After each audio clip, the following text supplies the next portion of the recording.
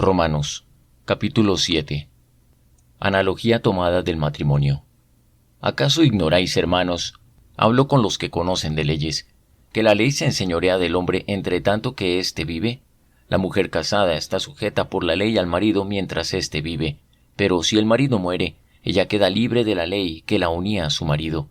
Así que, si en vida del marido se une a otro hombre, será llamada adúltera, pero si su marido muere, es libre de esa ley, de tal manera que si se une a otro marido, no será adúltera.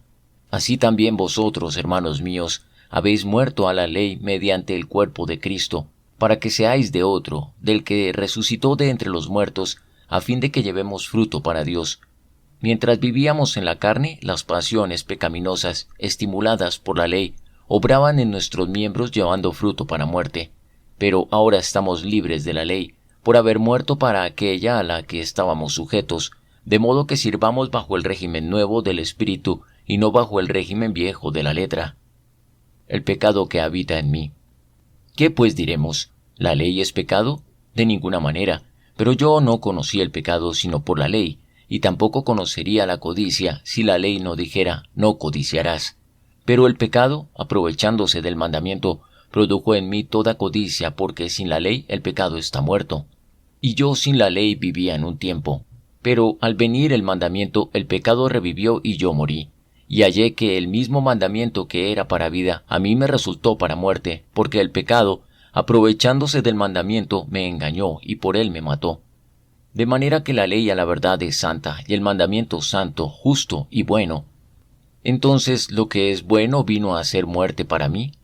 De ninguna manera. Más bien, el pecado, para mostrarse como pecado, produjo en mí la muerte por medio de lo que es bueno, a fin de que el pecado, por medio del mandamiento, llegara a ser extremadamente pecaminoso. Sabemos que la ley es espiritual, pero yo soy carnal, vendido al pecado. Lo que hago no lo entiendo, pues no hago lo que quiero, sino lo que detesto, eso hago. Si lo que no quiero, esto hago, apruebo que la ley es buena. De manera que ya no soy yo quien hace aquello, sino el pecado que está en mí.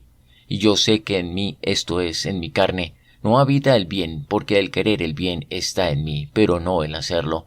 No hago el bien que quiero, sino el mal que no quiero, eso hago. Y si hago lo que no quiero, ya no lo hago yo, sino el pecado que está en mí.